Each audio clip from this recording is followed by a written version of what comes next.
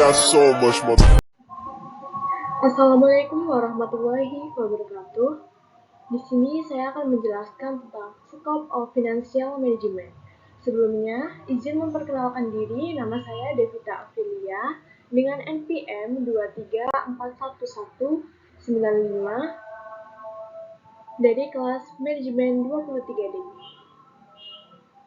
Nah, definition of financial management. Manajemen keuangan dapat didefinisikan sebagai ilmu dan seni merencanakan, mengorganisasikan, memimpin, dan mengawasi sumber daya keuangan perusahaan dalam mencapai tujuan organisasi secara efektif dan efisien. Nah, tujuan keuangan perusahaan itu sendiri adalah memaksimalkan keuntungan, memaksimalkan kesejahteraan pemilik, pemegang saham. Yang ketiga, memaksimalkan kesejahteraan pemangku kepentingan, kesejahteraan sosial.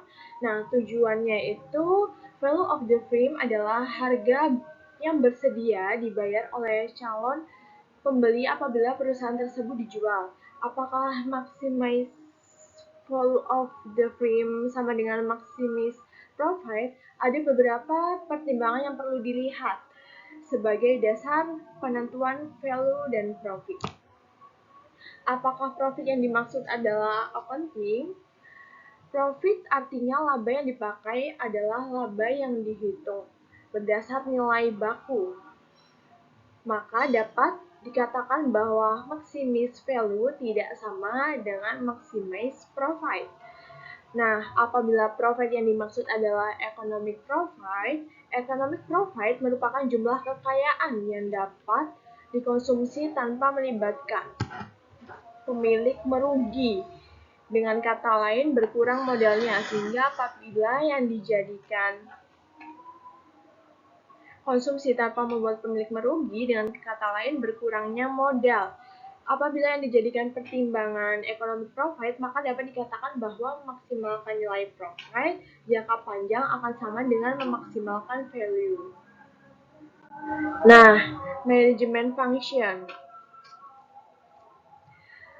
Ya, di sini adalah fungsi pendanaan, financing, adalah keputusan manajemen keuangan dalam melakukan pertimbangan dan analisis perpaduan antara sumber-sumber dana yang paling ekonomis bagi perusahaan untuk ekonomis dan kebutuhan-kebutuhan investasi seperti kegiatan organisasi perusahaan.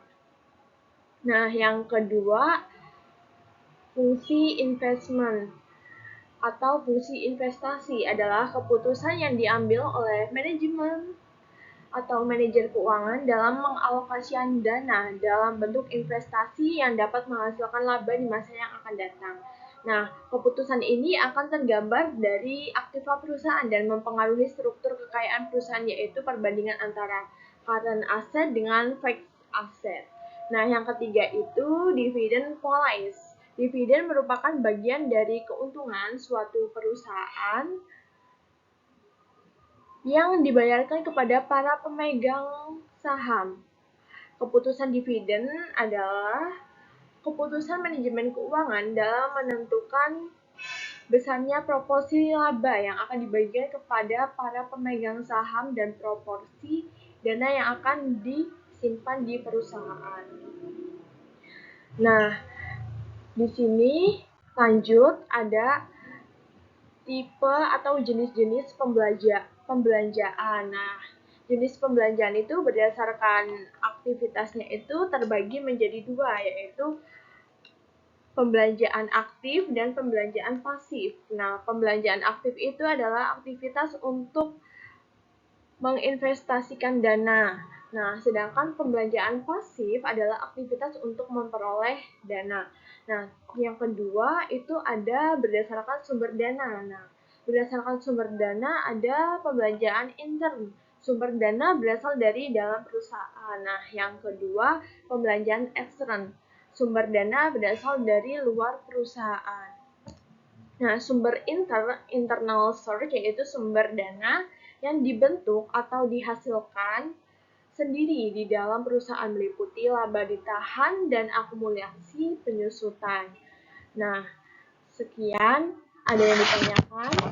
Nah, sekian penjelasan dari saya tentang financial management. Semoga dapat bermanfaat. Terima kasih.